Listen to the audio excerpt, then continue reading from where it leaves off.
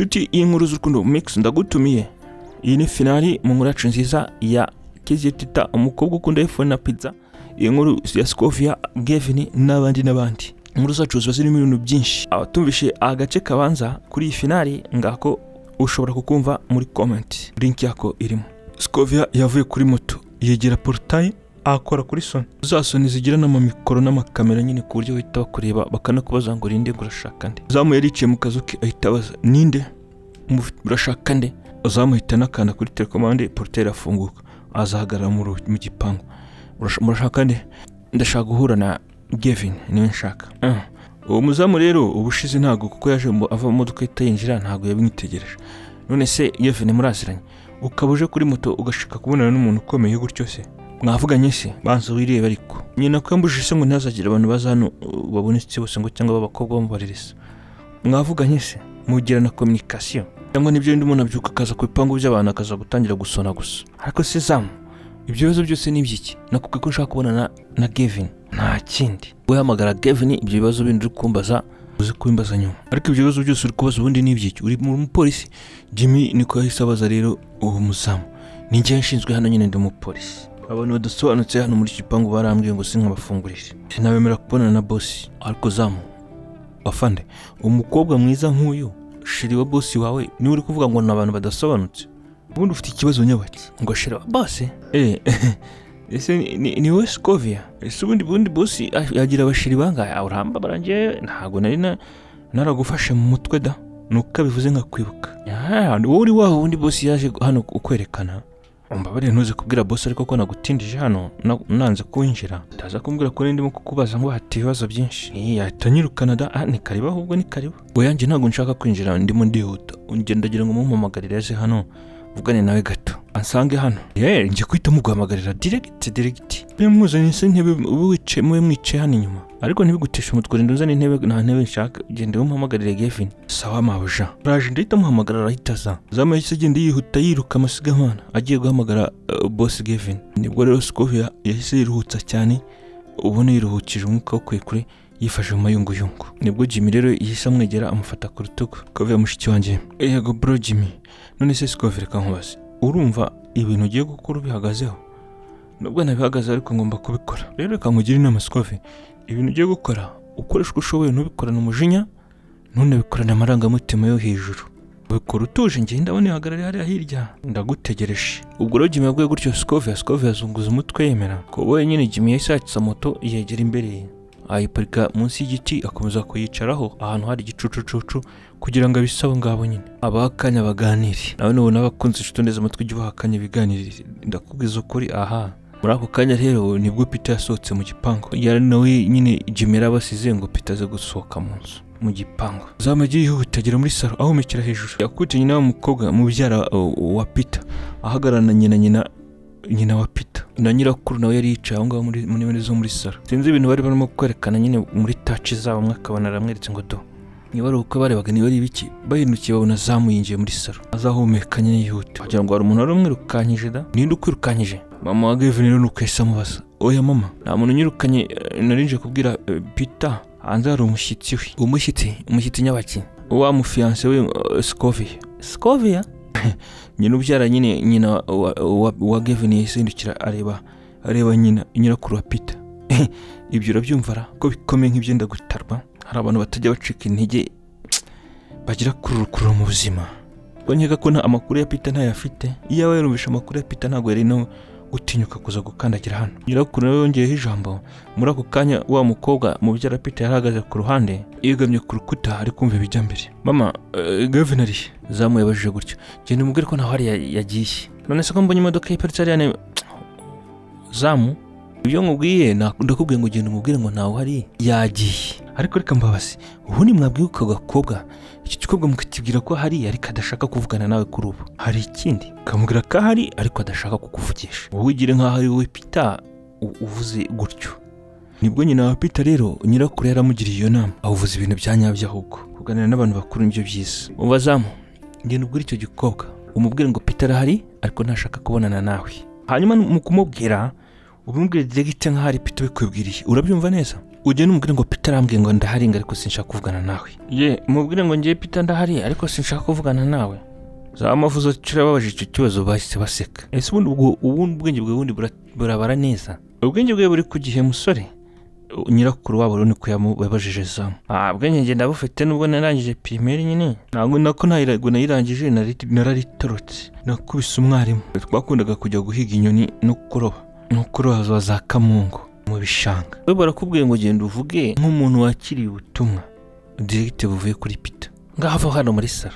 Widutera icyugazi. Yego nyogoko. Nyogoko ni nyina wa nyoko. Nuko umukecuru ese musubiza. Ubwo rero Zamu yagomba kugarura ibisubizo kuri Scovia uri ku gipanga amutegereje. Scovia yari yegamye nyine kuri urwo rukuta rw'amakoro n'ahantu heza cyane nyine. Ubona ari ibintu byiza cyane. Ahangaha ngiye kwemeza aba bantu bose babiri. Ngomba guhera kuri uyu nguyu Peter Kunda. Nkasoreza kuri uyu nguyu Twiti. Reka mbanze ngende. Muri ako kanya rero portail ise ifungurwa Zamu itasohoka. Mushiki wanjye Karame no kurambabarira. Ndakubera ko iki Peter ari he? Urambabarira kubera ko ngiye kukubwira ko Peter atari bubasha kukugeraho. None se Peter yagiye? Oya arahari. Aravuze ngo nta gakino ashaka kuvugana nawe icyo cyose. Ubwo rero wakitahira. Nta kibazo.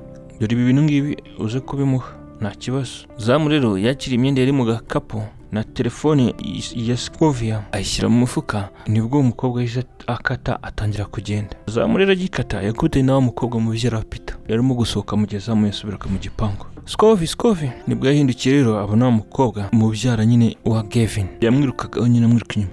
Scovia uzi wacu hano ntunabimenyeshe. Kuki se utamamaga kuri phone basi ngo nkwitegure nk'umushyitsi? Urambabarira ibyo sinabyibutse. Uruje guhura na Peter? Yego. None se murabonanye? Oya ntagashaka ngo kubonana nanjye. Ariko Peter ngiye ajya nyobera. Yewe ni mwene wacu ni nka musaza wanjye. Ariko ngiye yaranyumishe. Ega utanagira ngo ntawe uhari. Arimo mu gipango.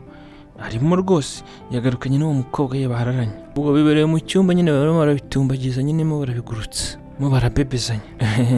Ngishi ntago ari ngombwa nkubwira ibyo byose. Urambabarira niba nkubwiye nabi ariko numvaga byari ngombwa kumenya impamvu buriya yanze kubonana nawe. Ari kumwe n'uwo mukobwa nyine. None se wigendera? Nta n'icyayi unyweye? Oya reka ngende. Nta cyanjye kigisigaye hano. Ngiye n'ubundi cyari kinzanye narinje ngo musubize ibintu bye. Ni ibyo ngibyo. Mana yanjye wihangane Scovia. Pole pe. Ndabibona nanjye byambabaza. Bivuze ngo nyine buriya Gavin yagutereye igihe nyine. Niko abahungu bamera. Abahungu ni babi cyane. Yewe araguhemukiye. Ntacyo urakoze reka ngende. Ibyo rero Scovia bisubije uwo mukobwa mu byara wa Peter. Amarira yamaze kumubunga mu maso disi. No kwihangana byaramunaniye ahita atangira kurira. Arababaye nkaho umukobenekeje nyine amubwira ngo Peter yagutereye igihe. Ibyo urukundo biza ahita arira rero disi mana komana. Nibwo rero Jimmy yari yabibonye ahita amufata ku rutugu akajya amutetesha amukubita mu mugongo gake gake. Wowe kwisha bari byari byararangiye. Nibyo yaguhaye byose uje kubigarura. Yewe ito we singihanganye nawe. Uwa mbere ku gishushanyo mbonera ubu yavuyemo. Asigaye uri utwitore mu nzu. Uriya ngomba kubanza gushakisha ukuri. Amakuru maze kumenya nuko iriya ndatari ya Peter. Ariko kuri sindakuzana 100%. Ubundi ninde wamuteye inda nicyo ngomba kumenya. Nyirinda ngomba kumenya uwo nimara kumenya. Hano hazaba hanini hazaba hato cyane muri iki gipango. Uwo mukobwa rero mu byaro wa Peter ibyo byibwiraga arimo no guseka. Amwinyuranye n'ubona yishimye. Ndetse yari yahindukiye arimo kureba Scovia wari ufashwe akaboko na mubyara we Jimmy nyine wamuzanye kuri moto. Bagiye gufata urugendo ngo bagende. Uwo mukobwa rero abonye babandi baje nyine Scovia na Jimmy mutirenze nibwo yinjiye. Asanga Zamu agifite bya bintu yahawe na Scovia. Ibyo bintu n'uriya mukobwa biguhaye? Yego niwe bimereza hano. Oya ibi ni bya boss Peter ntago we nabiguha. Ndamutegereje asohoke mu ibintu bye. Zamu ndakubwiye ngo bimerezana. Bimereza mbimushyire. Wowe kibazo ufite ni ikihe? Nta kibazo. Ibyo rero Zamu yabyemera kubona bita muri moto. Ibyo nyine yari imyenda myiza ya Scovia yagiye agurirwa na Peter. Nkweto na gaparufe keza arimo shenete ihenze n'amaherena. Ndetse shenete ngo arihenze cyane ndetse na Scovia yaratangira no kujya yambara. Ubwo rero uyu mukobwa mu byara Peter nyine yarahise bitambikana arabijyana. Zamu akomeza kumwitegereza. Ibise byasubira kwa Peter kumara iki. Ibi ni ibyanjye. Nanjye bindabyitwarira. Uwo mukobwa rero ibyo yabyibwiraga mu mutima. Yanyuze n'inyuma y'inzu ajya kubisha ku byumba byo hasi kuri cave nyine kugira ngo bitazagaragara. Mu byo niba uziko nibagiye kumuha telefone ya Scovia nayigumanye mu mufuka. Mana ishimwe umukobwa ntayabonye. agira itiko kubi siko nawe kuba yinyishikuje akayijyana aha ndategereza boss ndaza kumuha telefone ye. Zamu rero ibyo yarabyivugishaga nyine iyi telefone yihisha neza ayikubita mu mufuka nyine asura mu cyumba cye cya Zamu ukazu gafatanya na portail. Ikatweje ku rundi ruhande uyu Gavin Peter yari mu cyumba cye atazi ibijya mbere, yarazi ibijya mbere hanze kuko yari hejuru y'amatuza y'ibituza by'uwo mukobwa nyine ngo ni Samantha kuko kakenda nkako kujyana ku mazi gakesharupe yari yagamukuyemo bari kurebana rero muri mu gituza. Erega ngiye Gavin Peter ngenda gukunda cyane. Ibyo rero bimubwiye arimo kuza muri minwe yenga yegereza ku minwe y'uwo musore. Umukobwa umutipe we yari mu mayira abiri byamucanse ufata umwanzuro byamunaniye. Bivuze ngo ibitekerezo bya Gavin byari byananiranywe n'umubiri bitari guhuza. Mwe bavuga ngo listen to your heart. Nyine nk'umusore wariye neza ufite ubuzima buzira umuze umubiri wari wamushyuhanye. Iyi minwa rero y'umukobwa ngo ni Samantha imaze kwegera iminwa ya Peter yahise ahindukiza umusaya arebesha amaso ye ku ruhande ahita kwepa icyo kibiso nyine cyari gishyushye cyari cyoherejwe n'uwo mukobwa ngo ni Samantha Gavin please ariko uresereka nkose urashaka gukora ibiki? Ibi ntago ari ngombwa, uvuze ko ushaka kuruhuka ngaho ruhuka. Yabimubwiremo kumwiyambura ava hejuru ye yaramuri mu bituza ahitagarara atangira gushyira ishati neza ku murongo. Ishati yari yamaze no kwizingazingereka imeze nk'ayiciriye. Byatewe n'ukuntu uwo mukobwa agiye amukurura amwegereza akurura yishyira cyane ku ruhande rwo hejuru cyane nko kwikora. Nibwo rero Samantha yisiguka vava yicara ku gitanda. Sereka nkubaze Gavin ni iki kintu ushaka ahandi hantu ngewe ntafite kurushaho no gusanga mbarusha. Samantha rero ujya muri detail nyinshi, icyo ngiye kugusaba wambara imyenda yawe. Ariko Gavin umva ndavuze ngo wambara imyenda yawe nta soni. Bitera bitewe n'ukuntu Gavin yari yabivugaga mu mahane menshi ibone irakaje. Nibwo uyu Samantha toraguye kameze nk'ako kujyana ku mazi ahitengera agakenyera kabonerana akaziri kubona yarakaye nyuma y'uko icyo yashaka kugeraho nyine cyari chance. Yahise ahagarara amuhagarara iruhande. Peter Gavin sawa merci. Yembwe mujinje mwishi ashaka guhita intambwe ngo yihuta agende. Peter itamutangura ngo amufata akaboko. Umukobwa yitaseka amwenyura. Yamwenyuye kuko yari atekereje ko Peter ashobora kuba yisubiye wenda yitayari bagiye kwita bitumbagiza agafatikanya. Yorongeye yirakaza rero uyu Samantha nibwo yahindukiye arebana na Peter mu maso kugira ngo Peter atabona ko yari amwenyuye nyine. None sisema ugugiye ngiye ari hose mvuye hano iwanyu none iki kibazo ubundi nikiye kuri wowe ari cyo bigutwaye. Twe twavuganye ngo uruhuka kubera umwana uri mu nda. None sereka nkubaza ubwo aho ugiye harabariye? Ubwo se naruka gute kandi nta mahoro mfitiye muri iyi nzu yanyu? Amahoro gute se amahoro ubwoko ki? Uravuga amahoro nyabakiwe Samantha. None se kuba ntemeye ibintu bashaka kunkoresha nibyo bivuze ngo nta mahoro? Ngo nta mahoro ari muri iyi nzu yacu? Samantha rero ushobora kuba wanyitiranije igisuko nteye. Nemeye kuza kuba hano muri uru rugo rwacu bitewe n'uwo mwana uri mu nda yawe. Ibyo kandi ni kugeza igihe umwana avutse. Full stop nta kindi kizarengaho. Nta kindi kiri hagati yanjye nawe. Ibyo rwose ubimenye hakiri kare ukiza kuba hano. Sereka nkubaza urabyibuka neza ko tutigeze dukundana njye nawe? Impamvu twahuye ko ari ibintu twakoze kandi ubuka neza ko twabikoze nasinze hanyuma kugira ngo nkwe cyane muri biriya birori. So nsindishije cyane. Urabyibuka ko nabinsabiye imbabazi? Nibuka ibyo wari wakoze byose kuba binsabiye imbabazi. Nuri umukobwa mukuru se niwe rubizi neza ko umutima wanjye utari mu ruhande rwawe. Nubizi ko wowe uzana mama cyane nabyo byatumye ushobora kugera ku byo wagezeho mu gihe twageraga muri biriya birori. Gavin rekeraho. Ntabwo ari ngombwa ngo nsobanure ibisobanuro birengeje urugero. This is too much nyine.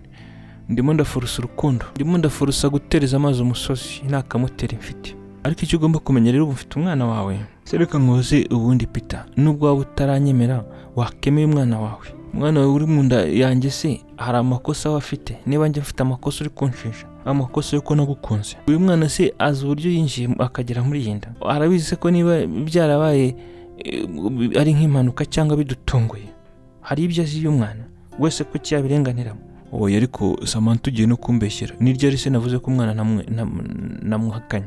Kare se nakakanangiye amaraso yanjye nubwo bizambaho. Uyu ni amaraso yanjye ni mwene wacu n'umwana wanjye.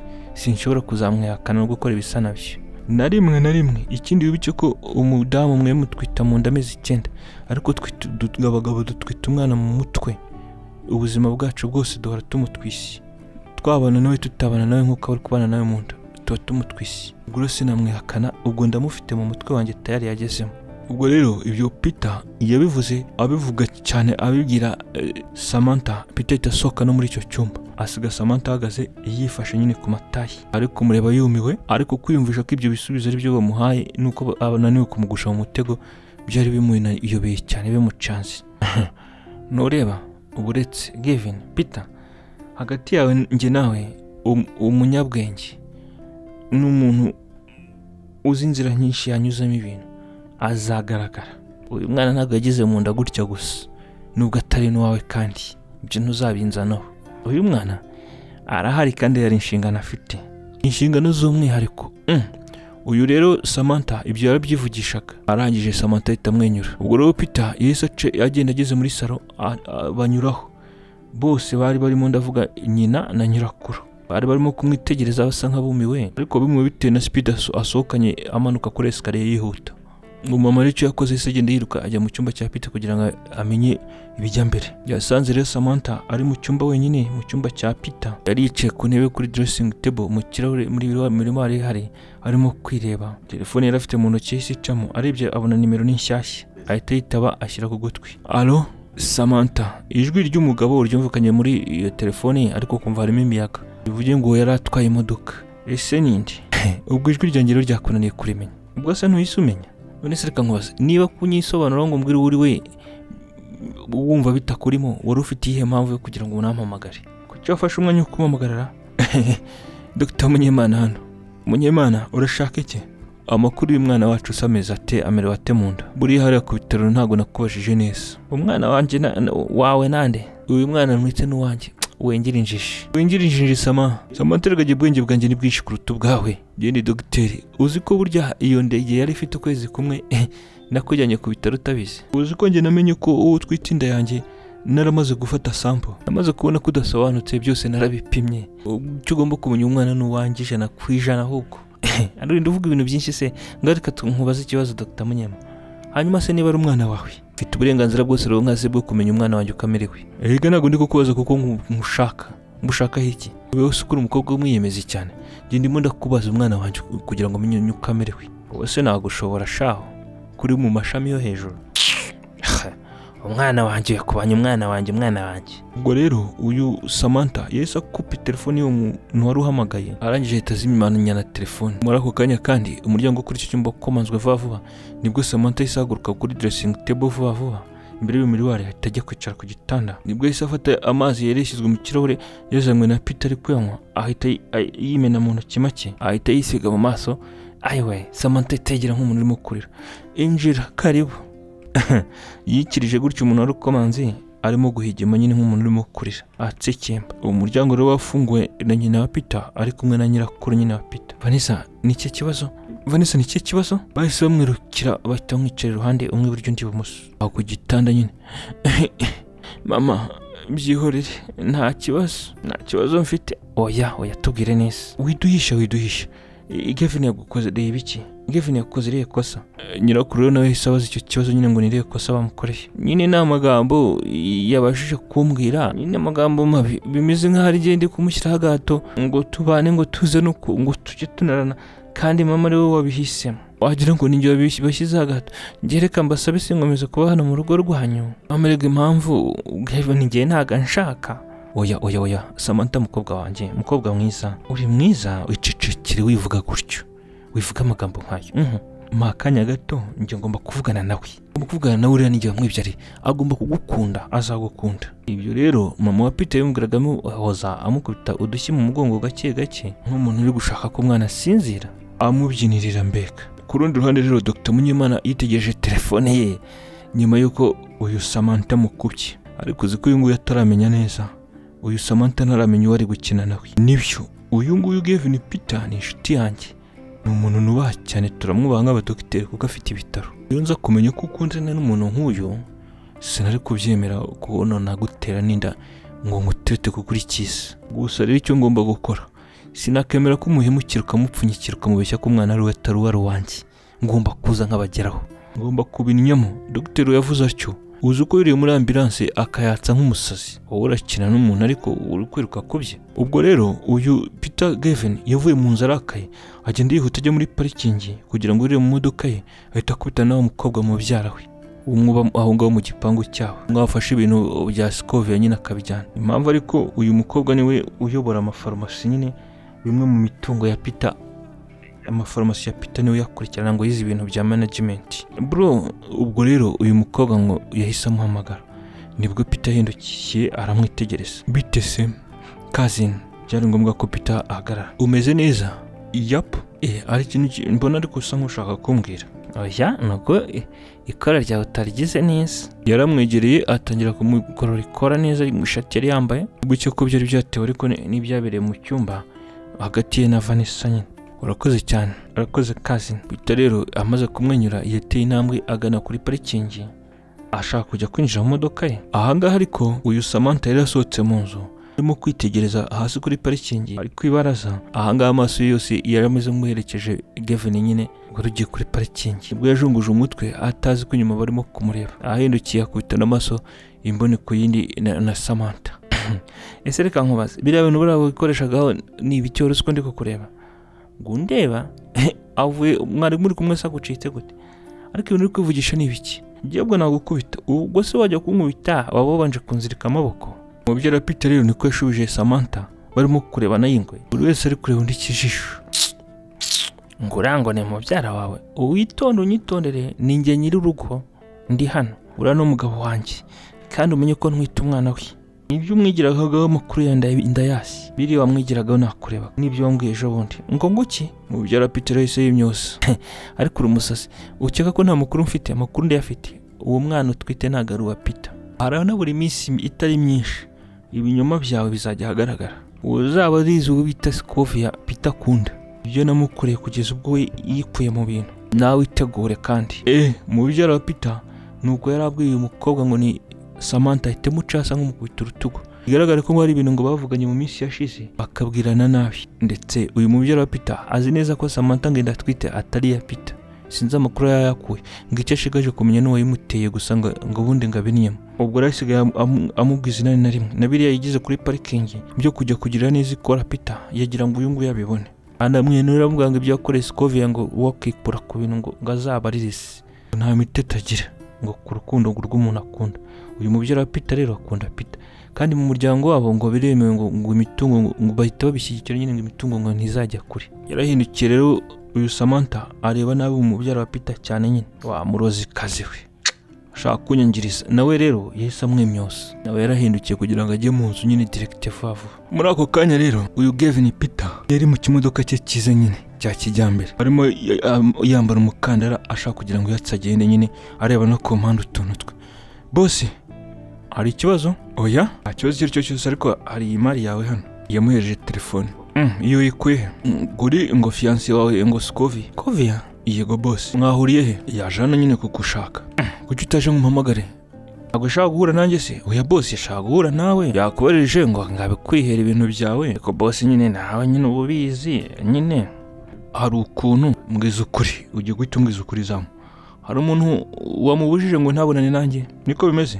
Nyine boss mbwira ariko boss ndabikubwira ariko nyine urabimfashamo nyine kuko ubibabwiye ko nabikubwiye naho urumva akazi nyine oya byo ntugira ikibazo ngaho mbwira. Ubwo rero Peter yahise ava mu modoka yigira nk'umuntu uri kwijisha agiye gufungura imodoka ngo arebe basa nk'abafatanye ukuboko bagira iruhande rw'imodoka. Nyine ukuntu bimeze boss mama yambajije nje kukubazidiriza uko niruka amasigamana arambwira ngo nyine simbikubwire ngo ahubwo njye n'imite ngo mbwira Scovia wowe ngo ntushaka kubonana nawe. Nanjye rero urumva sinari gusuzugura abakoresha nyine intumwa ntiyicwa ariko boss arambabarira nyine mama ibyo ntibabimenye na nyogokuru tate oya ntabwo ibyo babimenye. Mama kabeshya ngo ngiye ngo sinshaka guhura na Scovia uburyo Scovia yagarukiye kuri portail. Urakoze cyane urakoze kubw'amakuru maye. Ubu ngiye guhita njya kumwirebera ahubwo.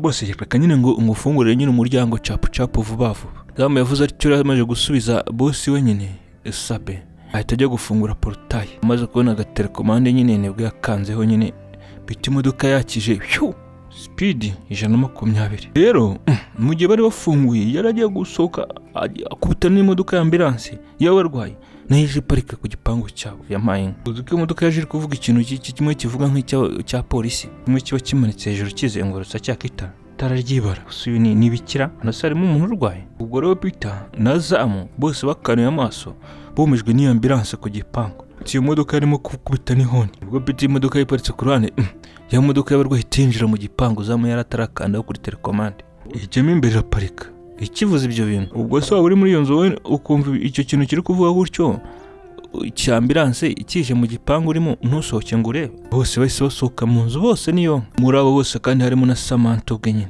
Nibikibaye ninde urwayemo hano none si ambulance iturutse ije gufata ndetse dufite umurwayi hano se. Nyina wa Gavin rero yavuze atyo yihuta ndetse na nyirakuru nawe yarasohoka nyine Tate. Tate ntagakuze cyane nubwo ari wasohotse nyuma nyine muri iyo nzu bose bari bahanze amaso muri parking iyo modoka ikizengurutsa cya kintu kikaraga hejuru cya ambulance. Mu gihe bashaka kumenya ibijya mbere rero nibwo hawe usohotse umuntu warutwaye modoka yari ndetse ko yari Dr. Munyemana.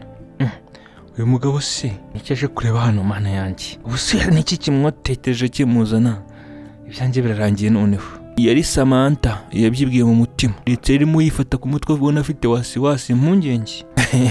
Mubyara wa Gavin rero wari ku ruhande yahise yikanga bitewe n'impungenge uyu Samantha yaragaragaje. Ariko uyu nguyu nyine mubyara wa Gavin abarimo kumurebera hafi. Nuzi ko bafitanye beef se kwisigira impungenge uyu niwe papa w'umwana. Reka tuze turebe umukino ukuntu ugiye kurangira turebe umukino ukuntu ugiye gukomeza. Ubu rero uyu mubyara wa Gavin ibyo byibwirwa mu mutima ariko areba ikijisho Samantha. Peter nawe wari wageze kuri portail yaramo kuva mu modoka ashyiramo Rocky agaruka mu gipangu. Dr. Munyemana Gavin ambulance iragukanze se ntago ari ngiye gusara na satari umuntu wese mu gipangu adasohotse tunengize ngo ari umuntu urwaye da hari ikibazo se udusiye bitunguranye nta mahoro se uratugendereye.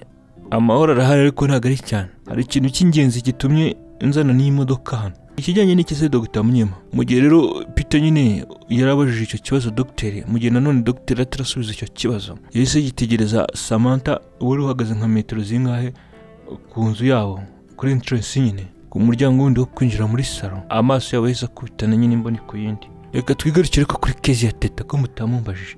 Kezi ya Teta ukunda iPhone na pizza yari yicaye muri cafe ari kumwe n'abashuti be bo kuri kaminuza barimo kubirya nyine barya. Ariko Kezi urimo urazira iki Teta warananutse utari Teta undi wo matayi agenda ririya nk'aba bandi bo mu marushanwa y'amagare. Umwe nuko yamubashije yabyibushywe n'ibiki ariko bitewe n'umuyaga w'agashyururu yahuye nawo w'ibibazo. Yahuye n'umutekamutwe umwana wo mu mujyi City Boy Mission Town ngo ni G. Rahama rero mushuti wa hafi nuko yahise avuga basa nk'abamuserereza. Ubwo rero Kezi ya Teta yahise muri bikijisho nyine cyumumirije. Hari burage zindi umuntu ngadatero ni nyine bikaba nkaho ngo ari gufata ibigatera mu bigana byinshi ngo ikibweje n'icyubuhamije. Ese muri kimbabaza ikibazo ubundi turimo turarya cyangwa turimo turasererezanya no gushaka kurakazanya. Murenye bazo ngo narananutse abamanike si bo batwaje abandi niba ari byo nshaka se ndabiyamye nta mukebo wanjye uri hano wo kuza gucyurirana nawe. Turimo turira ariko mujye mubireki nicyo gusererezanya. Bibi wanjye araje yanyoreje message aje kubasuza turete tumukira ku yandi meza. Umwe muri abo bagenzi babo nyine ba Kezi ya Teta na barahamanuka yavuze yahise nahaguruka ajya kwakira ngo umusheri we ngo ni umusheri mushyashya yari indese ko yari David mucuti wa G cyane. Ubwo rero Kezi ya Teta yahise amenya mu David nawe ahita amenya Teta nyine. Ese David amakuru y'iminsi amakuru ni meza ni fresh kabisa shimishijwe no kukubona abantu hase mbwira we yagiye. Uwo mutipe wari wogoshe skinhead igipara yari ndetse ko yari Pato yarogoshe ariko Kezi yamuzi nka David ngo nyuma yuko nyine bamushyinguye nyine yarogoshe. Baby sorry gato ndashaka kuvugana n'uyu muntu hari ikintu nshaka kumwibariza turaziranye. Pato rero David nyine yabwiye gutyo umukunzi we wari kumwe na ba Teta. Aha Teta turakuzi ugende mu gace mucuti wa wundi nuko yavuze bari kubura Teta ngadatwara shiri w'abandi ariko Teta yazamuye iminwa hejuru nyine kumwe kwanye najya bigenza bivuze ngo ntabishimishijwe n'ikiganiro cy'abacuti be. Umushiri rero wa Pato yaraje kureba yarongeye ikirana nabo bandi mu gihe Teta na Pato ari byo bari bagiye kuvugana bigaragara ko Pato ngashaka kubaza Teta aho G yaherereye. Kezia ugiye kumbabarira umbwire G ahantu aherereye ndamushakisha uruhindo ngiye nzagira ikintu nzaguhemba ibintu bifatika none se yakoze iki wowe mbwira aherereye sawa ndakubwira banza umbwire nawe rero impamvu mushaka reka nkubwire G yatumye mama apfa G nyuma yaho yahise atoroka none se G yatumye mama apfa gute umva Kezia teta ni story ndende cyane wowe mbabarira umbwire ni iby'ingenzi cyane sha bato sinzanaherereye David sinzanaherereye use namenyerereye ngiye ko nawe twatandukanye ni umuyegisi nyine umva rero Kezia teta nukuri kora mu ntoki akira niba waratandukanye nawe kabisa uri umuntu w'umugabo ikintu wakoze ikintu kizima kandi ngiye kugira inama ntuzibeshye ngo gushukashuke nubwo yagushukisha iki ngo musubirane nubwo yakubeshya ngo isegonda rimwe cyangwa umunota umwe ntuzabyemere reka nkubwire ibanga rikomeye buriya hari yaranduye ni umurwayi arwaye iki ubwo rero yakanuye amaso aramwitegereza abaza pato maladie incurable idakira sida yajunguje umutwe awuzamura niko pato yamushubije nyine bigaragaza ko arimo kwikirisa ubwo ko iyo ndwara Kezia nawe ari we uyivugiye teta byatumye umutima we uburyo wateraga byikuba nk'inshuro 7 bitewe n'ukuntu wateraga mbere ubigereranije n'ukuntu ubundi umutima w'umuntu utera bisanga ugize Kezia rero yahise akanura amaso none se Kezia kuki wikanze cyane amakuru nayo ngayo naje kuvumbura ko hariya mu ex wawe pato yaryamanaga na mama ibyo rero byarambabaje cyane ariko narizi ko giye nzamugirira nabi nubwo ari inshuti yanjye ariko ntigeze anyubaha kujya kuryamana na mama erega uko yazaga kuntira imodoka ntago nayimwimaga uko yambwiraga ngo yakubiswe bagiye kumwirukana mu nzu namurwanagaho namubaga hafi nk'umuvandimwe nk'inshuti ya hafi ariko icyo yakoze nikiza niyo nsuzugura kansuzugurana na papa akajya kuryamana na mama ubyara ubwo ibyo rero iriya niga yango ni G ntago nzayibabarira na gato Kezia uzi ko ari nawe watumye mama apfa bitewe nuko papa yari yamenye ibijya mbere papa yari yamenye ko mama yanduye ubwo rero G nawe ntiyarazi ko mama tayari yanduye ubwo rero nibwo nayo yamenye ko mama yanduye atangira nawe kwiheba hangayika ese wambabariye Kezia teta mbabura umbwira aherereye ngiye mfite umujinya wa mama ubona ntarugusha n'igiparase mbabura ibi byose nashaka kubirangiza kuko niwe utuma ntasinzira pato yarazi ko arimo kuvugana n'umuntu yewe ariko tayari bavuganaga ari yamanutse yubitse umutwe kuri ayo meza yaje gukangwa nuko yamanutse akamuruka kuri izo ntebe za plastique z'ahantu bari bicaye akabura nito akaniza neza akagwa arambaraye hasi abantu bahise baza biruka arimo bashuti be nk'abarahamase batangiye kumuhungeza basangiraga abo kuri kaminuza ariko teta nibiki bikubaye hose ni za drama zawe haguruka oya ariko murabona atagize ikibazo nuko abandi batangiye kubwirana ariko yarahamamenya muzi cyane nyine waruvuze gutyo byabaye ngombwa ko batangiye kumuhungeza bakoresha utwenda twaho nk'uri afite akajaketi agakoti tumumene amazi baby umubwiye ibikise ese ubundi mupanga iki ukise ahise agwa igihumura wa mukunzi rero wa pato akaba umucuti wa Kezia na barahama nuko yarabajije sheri we pato ariko yarabajije n'impungenge nyinshi ubwo so ubonye sheri wari avuganye n'umuntu ibintu nk'ibyo ntiwamugana akagwa ntiwazanga umubaze oya nyine tuvuze ibintu bisanzwe byo mu buzima busanzwe ngiye bimbabaje pato rero agiye kuvuga ibyo yaragiye kubabwira yatangiye kugira ibintu bimeze nko kubura hera avuga kiniga ubwo nayo yarimo gufatanya n'abandi nyine bamuhungeza mana yanjye umumena amazi umwe yatanze icyo gitekerezo bafata ikirahuri kirimo amazi akonje bayamugena bamusukira mu maso no mu mutwe no mu misatsi nibwo rero uyu mukobwa Kezia teta yese yikangara korora atangira kwihanagurira amaso mu maso nibwo yarebye ahita bitegereza naranduye ndapfuye we G biriya bikoze ubishaka G wanyenduje ubishaka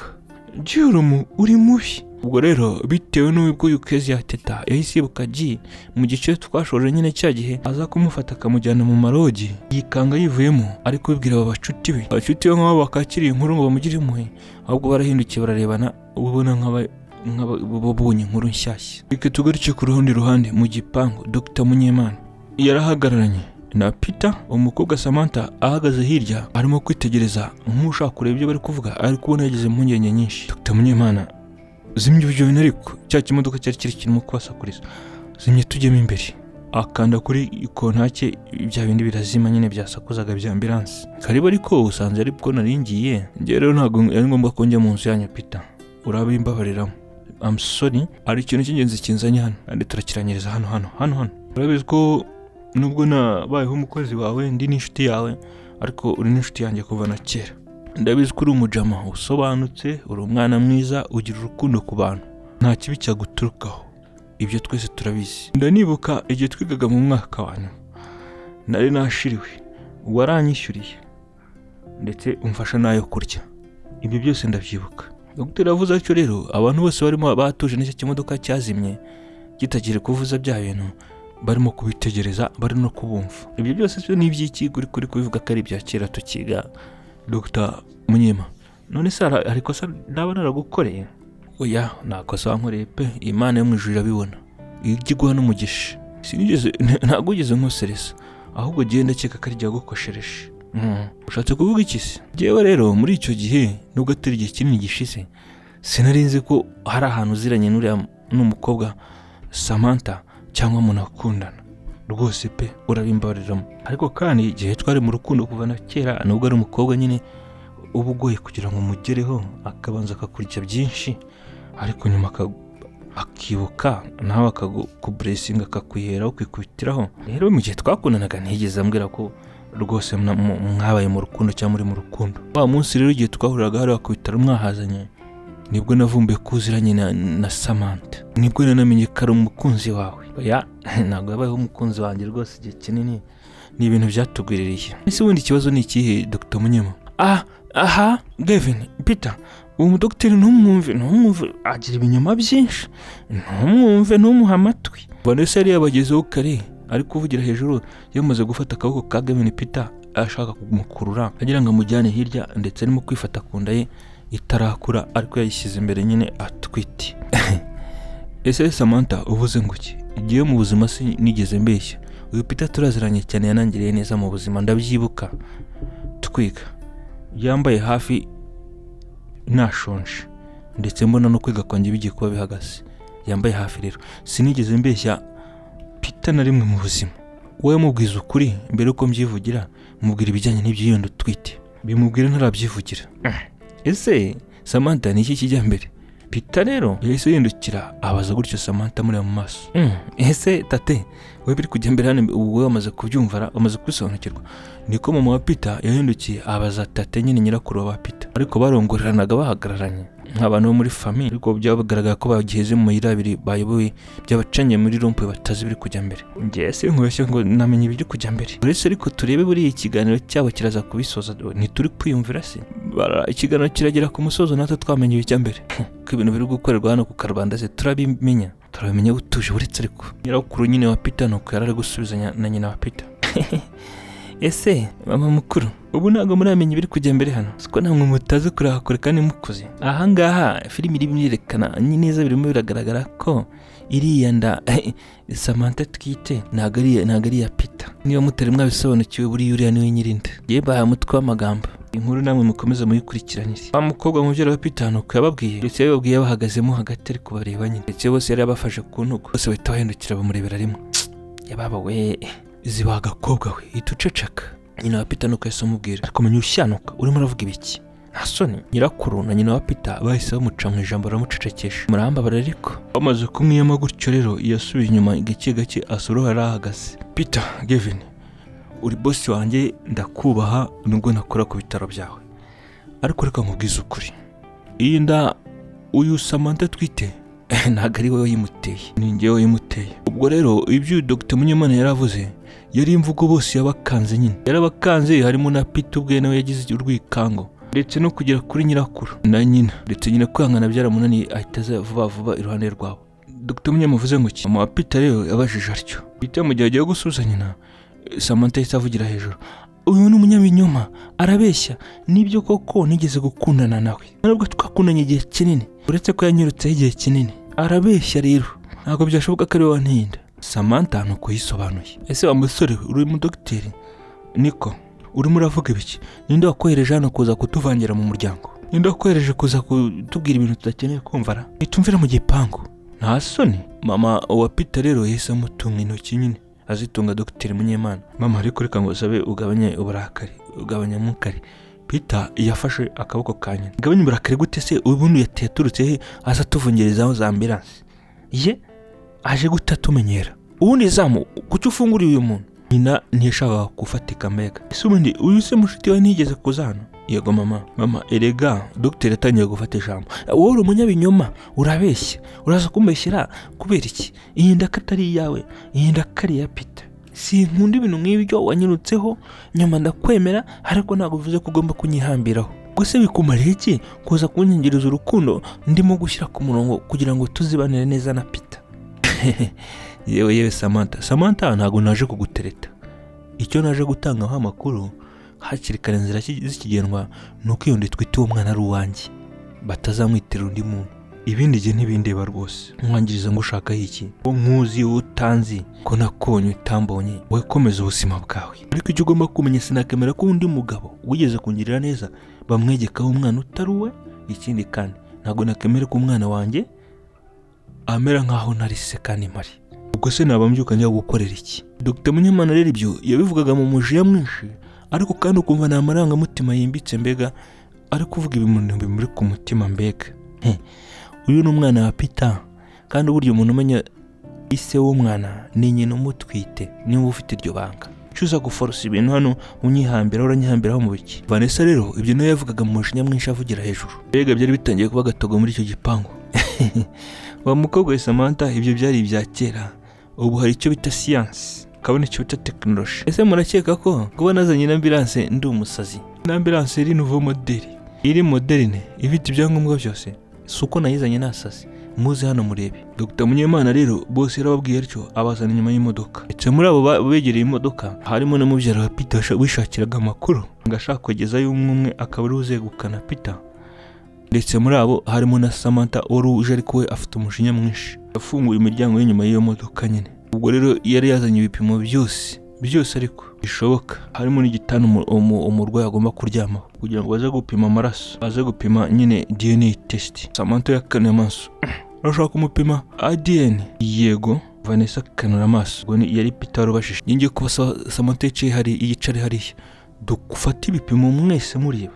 Peter nawe ibingibi wongera ngaze kubisoma, biraza kumenyekana niba ari jye cyangwa niba ari we. Nanjye ndabizi. Wa mukobwa mubyara wa Peter nawe avugira hejuru, yicara ku gitanda. Ariko Samantha, mwese murambira abagabo. Dr. Munyemana yaravuze ati, Samantha ugiye kudukiza urujijo wa mugani. Ariko ibingibi Peter Gavin we yabivugaga acishije bugufi, asaba umukobwa ngo bakureho urujijo yicare bamupime. Nibwo rero umukobwa Samantha yahise yiruhutsa, ubona yagize nk'ikimwaro cyinshi. Ibyo byose bibera imbere y'abantu bose. Ibyo by'ibipimo mubireke nibyo. Ibi ingo yarabipimye, inda nayitewe na Dr. Munyemana. Peter nyine impamvu mbivuga sinigeze ndyamana nawe we narimo. Cyagiye yari yasinze cyane, nta kintu ari kubasha gukorana nawe, kandi nanjye nayo nasinze. Twageze mu buriri duhita dusinzira. Mu gitondo ntanga gukanguka mubeshya ko twaryamanye. Ubwo rero ntiyibukaga n'ibyabayeho byose. Shatse ko turyamana mu gitondo arabyanga.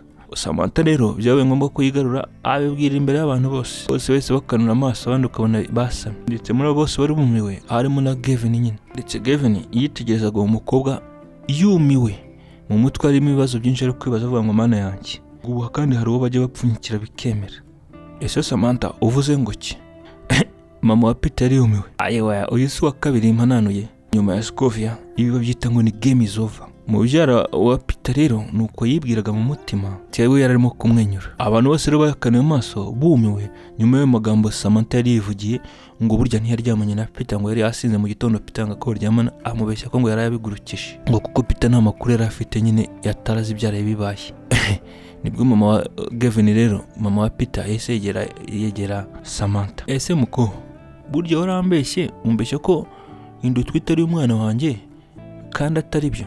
Niko bimeze mutaranaryamana na rimwe? Ukamubaje, mama urambabarira nyine ibyo nabikoze kuko nashaka kuba mu buzima bwa Gavin nyine. Ikindi nawe mama wanjye urabizi, nawe nashaka kwigumira mu buzima bwawe nkaba umukazana wawe. Ibyo ariko Samantha bivugaga arimo ikimwaro cyamwisha, arimo kureba hasi. Ikibikobwa ubu muri bicucu. Nyine wa Peter yashatse kuzamura ukuboko ngo amucanire urushyi, ariko nyine Gavin Peter yitanguranwa amufata akaboko ka nyina. Nyine yari atangiye kuzamura gutya, nyine umuhungu ahita agafata ajya gutsibura urushyi Samantha. Mama oyo ntabwo ari ngombwa ko ibintu tubigezaho aho ngaho hose. Byarangiye ni igicucu. Kobwa biki sinshaka kubona mu rugo rwanjye. Nta soni. mama yavugize mu mujinya mwishita n'imyose. Je makuru nari mbazaniye rero nizera ko muyumvishe ndizera kandi ko mwizeye ibivuye mu bibaye. Ntago nge n'umunyabinyoma, ntago ndi bufite ubwenge bucyo ku buryo naza ngo mbeshyira umuntu ngo utwite inda yanjye kandi atari byo. Icyo naringamije cyambere nuko ntashaka ko baza kubeshya umuntu wangiriye neza umugabo mugenzi wanjye akajya kurera umwana utarekane mpari ndi muzima. Peter ngiye rero nciyo ndagiye. Samantha ndahari kubwawe n'umwana wacu. Igihe icyo aricyo cyose uzakenera ubufasha buturutse ku ruhande rwanjye, nimero zanyu urazifite uzahita umpamagara. Nuko yababwiye nyine. Murakoze cyane Dr. Munyema, murakoze kuri ibi rwose ukose. Genda bishimye. Ari byinshi buri utabaye. Nta kibazo wari umuvandimwe.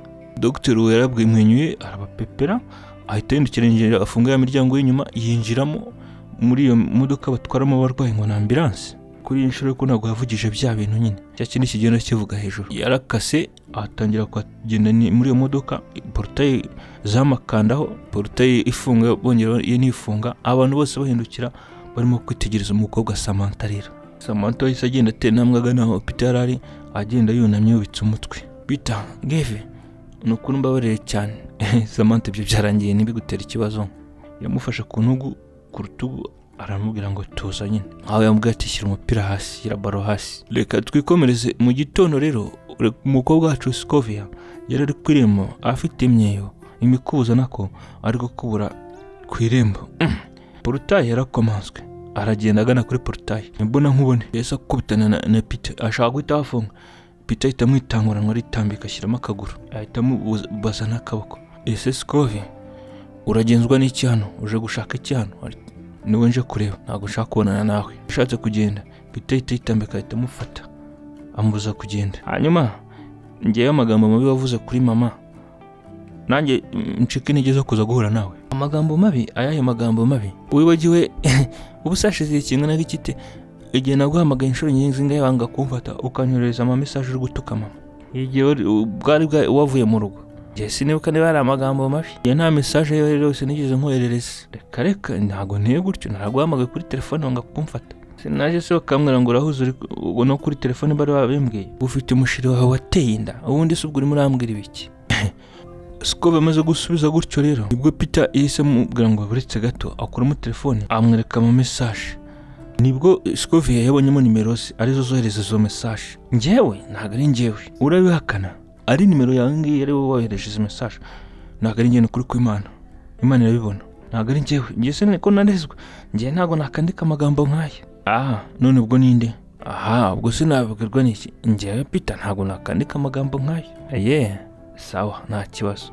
Umunsi ni itariki birisobanura. Dore ngibi na telefone ni yawe. Kandi telefone ngewe ukuntu isetinze iyo undi muntu yifashira mufotora. Reka turebe turamenya uwohereje iyi message. Yahise ajya hehese ko yagiye muri iyo telefone yamuguriye akajya hari security settings ahajye ngo umutekano w'umuntu. Settings z'iyo telefone ubwo bafunguye muri ako kanya sibwo bahise babonamo ifoto ya Kezi ya Teta. Iyo telefone yari yamufoto yatabizi. Uyu wanyohereje izi message burya. Peter yari yumiwe ari kwereka Scovia ni Teta. Telefone yanjye sibwo yayifashe ryari. Ndabyibutse. Namusanze mu cyumba cyanjye Teta. Nari mu gikoni. Gusa ko cyagurinze kugusubiza gutya. Nuko bimeze nyine umuntu kuri hafi nyine ubwo se bose wabizera. None se ubwo ibyo nibyo byatumye undakarira nyine kubera iyi mpamvu wanga kumvugisha. Impamvu ntago ari iyo ngiyo rero. None se ubundi turapfa iki Scovia? Turapfa iki? Byararangiye ufite umugore wa namuteye inda. Ngo nakongera gukundana nawe reka. Kubwo amahirwe meza rero cyangwa mabi. Iriya nda ntago ari yanjye. Ntago ari njye yimuteye Scovia. Uwamuteye inda ejo yaje gutwara umuntu we. Igihe bari bashatse kwinyegekaho. Nibwo rero uyu Peter Gavin yahise afata akaboko ka Scovia aramukurura ngo bajye kuganira inyuma y'igipangu. Imwe yahitaho ngaho nyine. Erega Peter ibyo uri bukore byose ntacyo biri buhindure. Kuko kuva uri kumwe n'umugore wawe nubwo wabonye ko bamukubeshyeye ejo ariko mu gihe mwari kumwe ntiyigeze ushaka guhura nanjye. None se niba ubwenge bwawe bwose wari wabumushyizeho ngiye ukanyibagirwa ubu nibwo unyibutse ni haza undi se. None se reka nkubaze Scovia ninde utarashakaga kubonana nawe cyangwa ninde utarashakaga kubonana n'undi? Cyese hari umuntu ugeze ambwira ko ugeze uza mu rugo. Sibwo zamusenza ni telefone yawe ayimpaye sibwo namenye ko waje. None se hari uwigeze akubwira ko mpari nanze kuza kubonana nawe nk'uko uri kubivuga? Uriya mukobwa ngo ni mubyara wawe.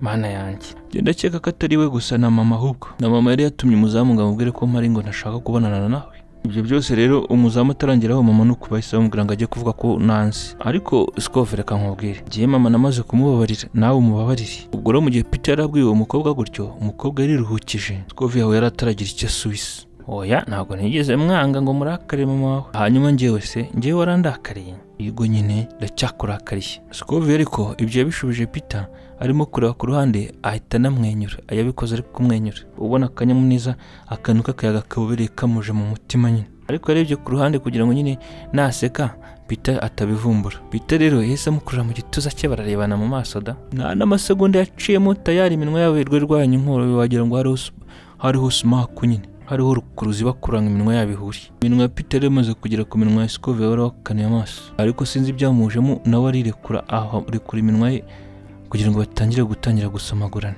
Ubarebye imbere wagira ngo barimo bararumana, ariko ibyo byabiraga inyuma ya portail nta muntu bireba. Ese Scofiya Jimmy niwe wari uhamagaye asohoka mu gipangu vuba vuba.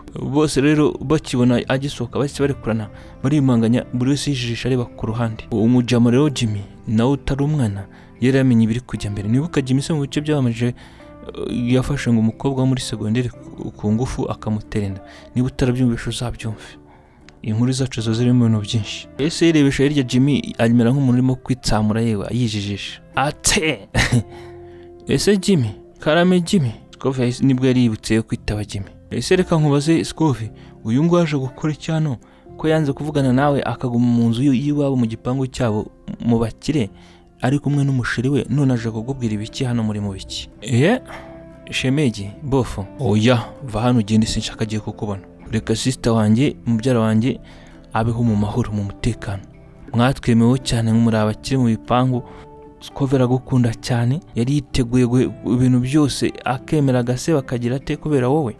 Birase n'ibiki mwadukoreye cyagiye wamukoreye. None se ubwo kutangiye kumubariza umutima hakiri kare, ibyo se urumva ngiye nabyemera? Reka. Ubwo rero ibyo byose ariko Jimmy yaciye mu ijambo Peter atarabasha no kwisobanura. Nibwo yahise agenda ahagarara uruhande rwa Scofiya amushyira inyuma ye. Ariko Jimmy Scofiya ceceka. Ubundi ukobwa mutiye kuki wemera kuba kubishye buri kanya n'ibyabayeho wari birabibonye? Burasubira n'ibiki? Ubwo se wakongera kwakira ibintu nka biriya? Yaramucecekesheje muri ako kanya. Ariko shangazi nyina wa Teta yarimo kuva mu nzu, ndetse amaze kubona ibijya mbere inyuma yarabonye amapine y'imodoka, yahise yiruka ajya guhamagara umugabo we mu nzu. Ubwo kandi tumenye ko umukobwa kazi ya Teta wikundira iPhone na pizza ibyamubayeho twarabibonye, amaze kumenya ko ngo giye amwandushe, yari amaze iminsi 2 ataragaruka iwabo. Nibwo rero nyina na se wa Jimmy baje kurunguruka kuri portail ngo baze gutega amatwi bumve ibiri kujya mbere yuko babyivangamo, kuko byose byaberaga inyuma ya portail. Jimmy, uyu mwene wanyu mushiki wa mubyara wawe ndamukunda cyane, nawe kandi arabizi ko mukunda. Muri make turakundana. Ni nkabyo ndingese ninde ngo atinyuka ngambwire ngo ko tudakundana baby muri za ndirimbo nyine. Nk'ibyo yarasubije Jimmy. Ariko ibyo byose Peter arimo kwisobanura kuri Jimmy warakaye wari amavubi wisize insenda, wigiza kasa mutwe nka mushiki we Teta. Ariko Jimmy we yagaragaye yakomeje kurakara, ndetse yagumishije Scofiya inyuma ye. Nibyo wenda uramukunda nibyo. Ese naye magambo bimbwiramo kugira ngo nizere koko kumukunda binyumvishe. Nuko Jimmy yabajije Peter Gavin. Mu gihe Peter rero atarasubiza, Gavin nyine Peter yahise apfukama, aramanura amave yashyira hasi nk'ugiye ku ntebe ya penitence imbere ya padiri. Peter no tuza ariko wowe. Jimmy yahise abwira Scofiya ngo atusi. Scofiya wari ugiye kubuza Peter ngo ntapfukame. Peter rero wari wamaze gupfukama, aragatambara kwe mu mufuka, agatambara agafungura, hagaragayemo impeta nziza ya zahabu na diyama yari afite mu ntoki. Scofiya, are you ready? Uriteguye kuba wanjye mu buzima bwanjye bwose? Nuko yabajije Scofiya. Ariko Gavin, Peter, ibyo ni Scofiya wari ubivuze inshuti neza amatwi atunguwe. Ayewe Scofiya, ibiro ni hagati yawe n'umutima wawe, uwemera no cyangwa yes, ariko jye umenye ko uyu muntu ntakimwizera bitewe na cyagiye tujye iwabo. Ibi ni ibikureba umwanzuro uri bufate. Cyane mu mutima ndumva wavuga no. Jimmy nuko yahise abwira Scofiya, ndetse wibuke ko Scofiya yari ahagaze inyuma ya Jimmy. Jimmy yitambitse ngo Scofiya atakomeza gukomunika na Gavin yarasanze basomana. Nibwo rero Jimmy yahise ajya ku ruhande, Scofiya agaragara noneho imbere ya Peter Peter apfukamye yakuye muri ako gatambaro k'umweru yameta. Nibwo rero Jimmy yarabaretse ngo ibyabo babyikurikirane nk'abakundana. Nibwo rero Scovia yateye intambwe ebyiri areba iburyo n'ibumoso. Muri ako kanya ariko hari imodoka vewe imeze nk'agatagisi vatiri nyine ariko idafiteho ibintu bishushanijeho shyashya yarije yihutita iparika iruhande rwabo. Ayiwe haje mwakamodoka gato ariko kari gatsindagiye nka kumwe ngo utumire umukobwa ngo usohokane ukabona abaje ari nk'umunani baje kukwemeza. Havuyemo ndetse havuyemo Teta, havamo abashuti bose harimo barahamana babandi bose bo kuri kaminuza bari baje bacyuye nyine Teta. Bakubitanye n'ibyo byose rero bakubitanye n'iyo Saint Valentin yabo bakundana babiri, umwe yapfukamye undi ahagaze imbere ye. Bagiye kwambikana impeta inyuma ya porutaye we, kandi bike ko ari n'abari kurungurukamo imbere. Bari kubona bava muri iyo modoka abakobwa b'inshinzi n'inshinzi bambaye utuntu tumeze nk'udupapiye mushwari nako dupapiye jeminike, abandi bambaye ibintu by'ibipantaro binini hasi bitaratse n'ibintu by'ibikweto. Bona mbega bigize ashwi badafatika. Bakuciye n'umukobwa wacu w'umuturagikazi ariko w'icyuki cya seriye uteye uteretse.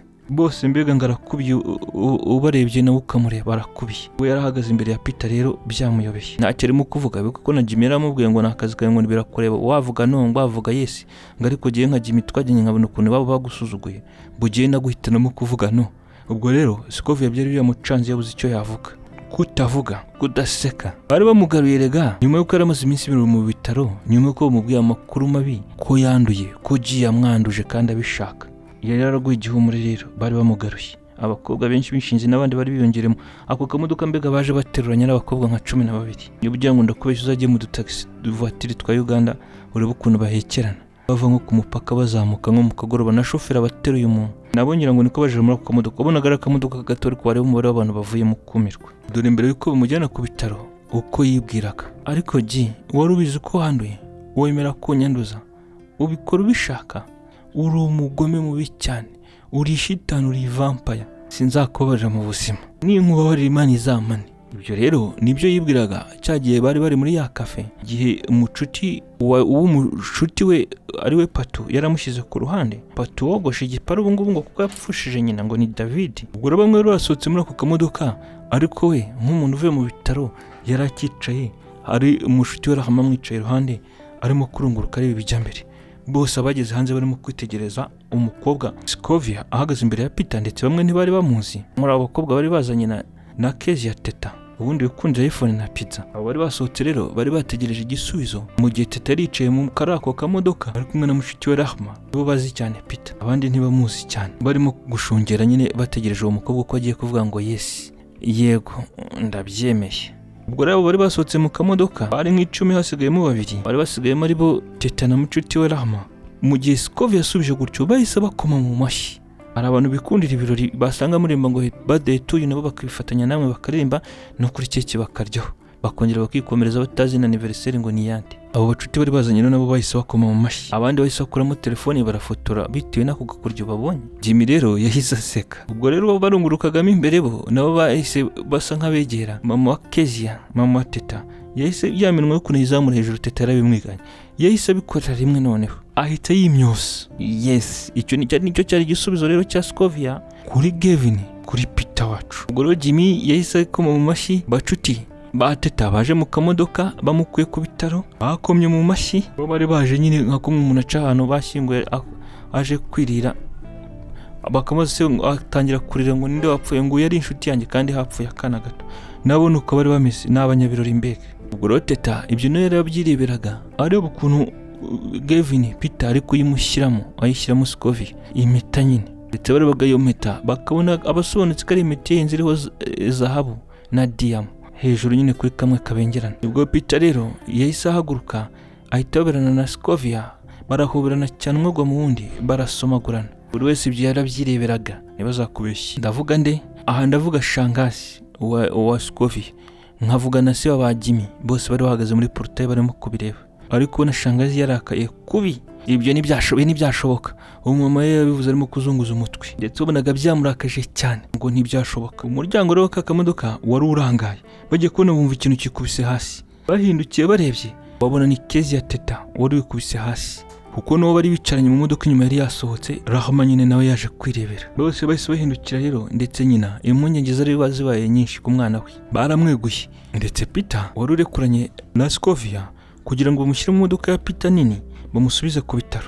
Bacuti bahise babivuga ibanga, barababwira ngo n'ubundi tumukuye ku bitaro, bamujyanye kuvejo, ariko ngo ntibahise babwira famiye bitewe n'icyari cyamufashe. Bari bamuryamishije rero, bahise bamujyana mu cyumba cye. Aha, kwambikana impeta se bwo uko byagenze nyine. Reka twikomereze ku munsi w'ubukeye.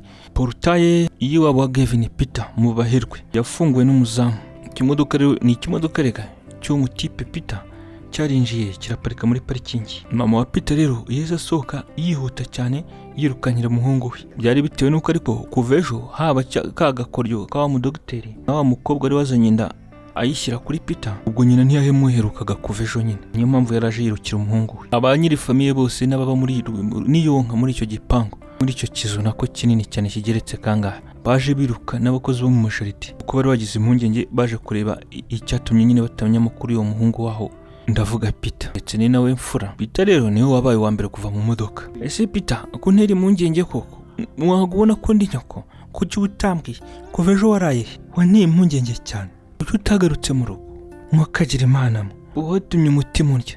Nyina niko yamubajije. Meze neza mama, mwaramutse mumeze mute? Peter ariko ibyo bivuze mu cyubahiro cyinshi, ahita azenguruka imodoka, ahita afungura umuryango wo ku rundi ruhande. Havuyemo gake umukobwa Scovia. Scovia niwe waje ajya mu ruhande uwo mama yari arimo.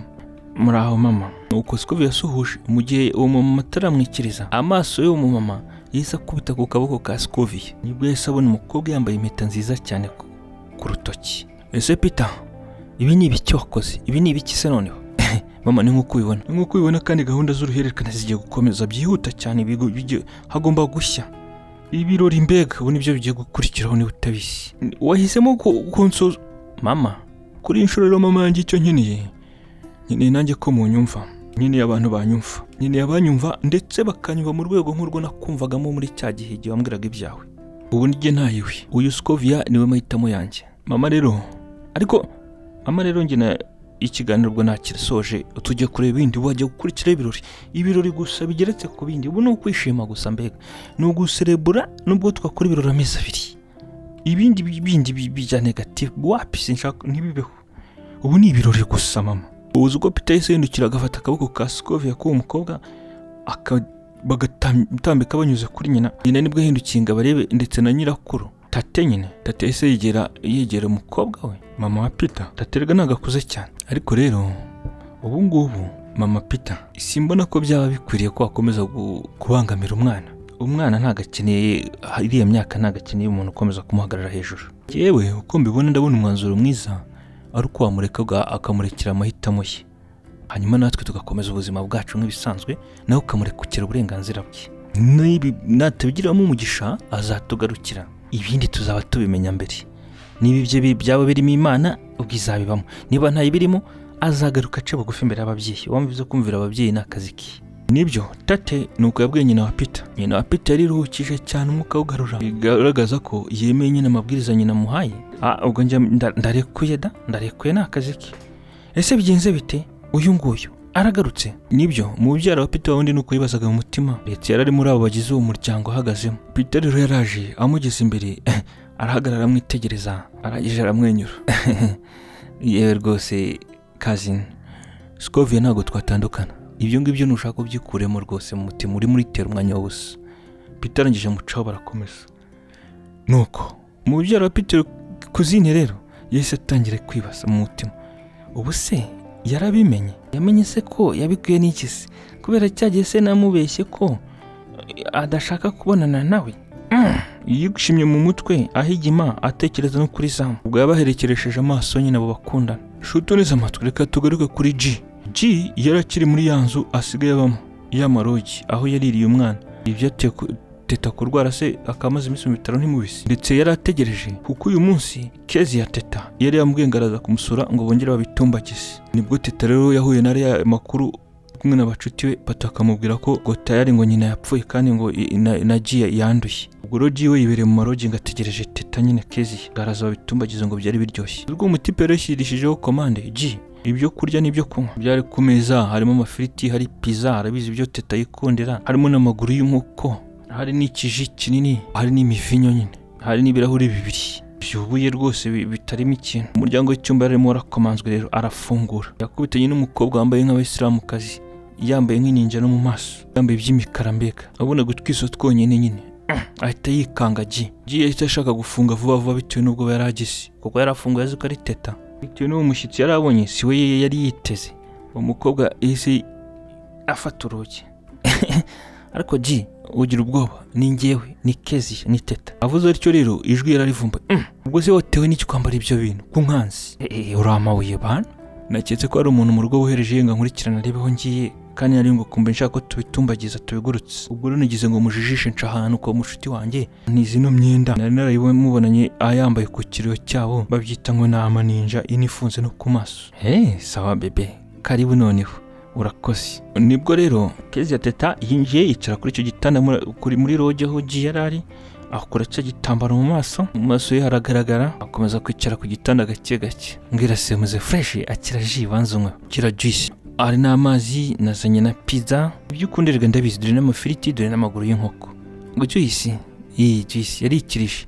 Nibwo G yatangiye kumusukira ka juice nyine muri ako karahuri, asuka mu birahuri byose bibiri. Zana pizza mbanze nirireho. Amuhereza igipande cya pizza, aragikirya vuba vuba. Teta akunda pizza cyane. Teta yahise afata akaguru ke nk'uko akarya vuba, afata n'indi pizza. G yahise avuga ngo agiye kunyara. G mu gihe agiye muri toilette, sinzi ibintu by'ibifu Teta yafashe ashyira muri ya G. Atangije arazunguza, arangije atereka ya G neza. Muri ako kanya G yagarutse arimo kumwenyura nyine yikokinze nk'umuntu ugiye ngo kubitumbagiza. Ese ko mbona ufite courage cyane G, hari ahantu uri guteganya amafaranga? Ufite akantu? Wapi, ahubwo niwe ndi guteganya nyine nayo kwishyura, uraza kubimfashamo. Tubanze turye. Ariko ibyo G yabivuze arimo kuzana muri kirahure cye ngo atangire kunywa. G yarangije asa nk'utuje. Bimeze bite? Oya, tunyweshanye nk'abashiri. G ariko nk'G nyine yabivuze bitewe n'uko aragize impungenge kuri icyo kirahuri, kuri iyo G. G yarabyemeye nta kibazo. G yafashe G. Teta yakiriye juice ya G yaramuhaye, arayijundika mu kanwa ariko ntiyayimira, yigira nk'umuntu ukozwe, ahita yikorosa. Sorry nyiguhaye nabi. Umukobwa yahise yikubita mu gituza yewe, menya inyuze mu mwanya w'umwuka. Yatangiye kwihanagura ya G yari yimennyeho, arangije afata ya G ye, asa nk'ukomeje kunywa, asa nk'ugana muri dushe, ariyunyugusa ngo arimo arihanagura, niko yamubeshye ngo aho yimennyeho G. Aragaruka ari kunywa ya G ye. Buri wese yatangiye kurya rero, buri wese ari kunywa kuri G ye. Ari amafiriti n'inyama y'inkoko, pizza zo yari yazigerereye. Kezi, Teta, G bye bivuze asa nk'umuntu urimo kumviriza ikintu. Yego G wanjye, mu nda harandiye. Yatangiye kwifata ku ibondo. Bigenze bitese? Wagira ngo mbura satagura mu nda yanjye. Cyangwa urwaye imiswi. Kezi ya Teta, ndimo ndababara. Ibyo bivuze ahita aryama ku gitanda, atangira kumera nk'umuntu uri mu kuzunguza amaguru vuba vuba nk'umwana w'inkunguzi. Kezi yawe yarimo kumwitegereza nyine. Kezi yawe yakomeje kunywa G arimo kumwitegereza. Sorry, ubwo nyine niko abantu baba gukura se. Ubwo urimo urakura. Ibyo kandi Kezi yumva yarimo kumwenyura. Kezi ngo nguki, uvuze nguki? Kezi, Teta, nibyo nshyiriye muri juice. Ibyo nagushyiriyemo ni nk'ibyo nanjye wanshyiriye mu maraso. Wabinshyiremo kugira ngo mpfe, nanjye nzapfa nyine nk'ibyo wanshyiriyemo, ariko we banzo unzagusangayo. Yaramushubije, ahita yambara iya myenda y'ininja nk'iy'abasilamukazi, arongera no mu maso aritwikira kugira ngo niba ari na kamera aho ngaho zitamumenya. Kezi ya Teta, amfasha amata, numiriza amata, ndashaka amata. Amata? Njye se ndi inka? Amata ajya kuki? Nawe uzikava ku kamodoka se? Amata ava ku nka kandi si ndi inka. Winsaba amata. Yamusubije gutyo itafata isakoshi, asohoka gake gake, kimbagira gitore yemye. Yari atangiye kurambarara hasi rero yirambura. Teta, Kezi yari kurambabaza. Ibyo bivuze ariko ari nk'amagambo ya nyuma yirambura. G arimo gukanura amaso. Nyuma yaho rero G ntiyongeye kwirambura no kuba yahumeka cyangwa yahindukira. Aha rero ni iherezo ry'ubuzima bwa G, uwo musore bwari burangiriye disi. Mana we, bivuze ngo Kezi ya Teta yari yamuruzi kuko nawe yamwanduje abishaka. Ibyo yamushyiriye mu maraso nawe ngo abimushyiriye mu cyo kunywa, ngo nabanze ngo azaza amusangayo. Mujye mwitonda disi nshuti neza amatwi, ariko ibi ntibikabe.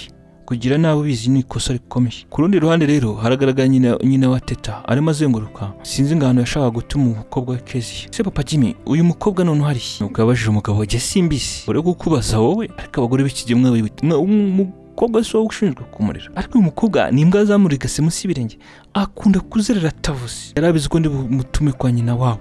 Anerise semi, mama. Jimmy yaje yiruka. Nibiki Jimmy? Ni musome ibi ngibi. Nabisanze mu cyumba cyanjye.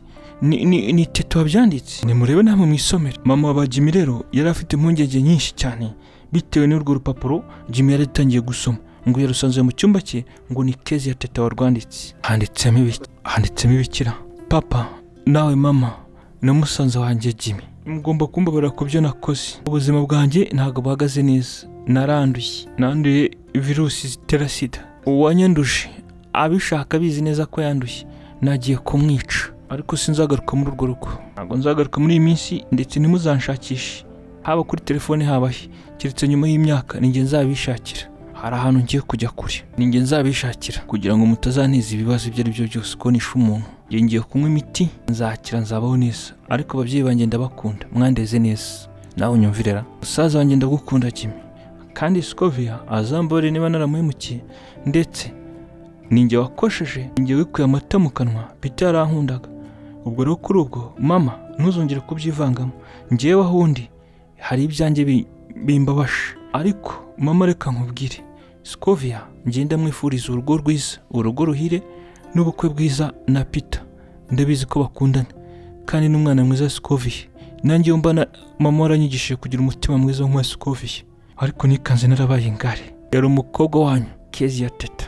Mana we, umukobwa wanjye we ubusugiye garuka mu rugo. Ubuse Jimmy ko yateye inda nitwamuhagarariye bakamugarura, niba mufunge nawe wenda twari gushaka ko tubyigaho, wenda niba ari no kuzavumbura kare wamwishe, ninde so zakwitaho ugiye. Nyina wa Kezia Teta rero yavugije induru aririra hejuru. Mama rero urupapuro ngomba kurutwika vuba rutazajya kuba ibimenyetso nyuma y'igihe, nta wamenya rwangendanye, nta nubwo naruta muri wese.